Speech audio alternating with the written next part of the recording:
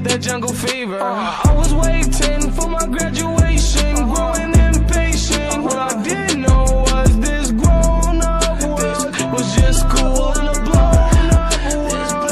There's still gossip, there's still drama, there's still problems. There's a right and there's a wrong. There's still people that I think won't love me till I'm gone. Low-key miss the days walking around in my school hall, but now I got a bigger job. The world screaming my songs as we go on.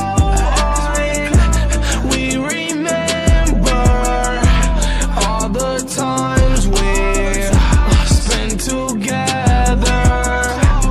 As our lives change from whatever, we will still be friends forever.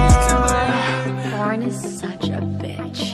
I don't even understand why guys like her. She's not even cute. She's not even pretty. Have you seen how much makeup she wears? And by the way, she facetunes her pictures so much. I honestly think she bought her followers. She barely gets any likes anyway. And you want to know the craziest part about all of it? She doesn't even have any idea her boyfriend's been cheating on her this entire time.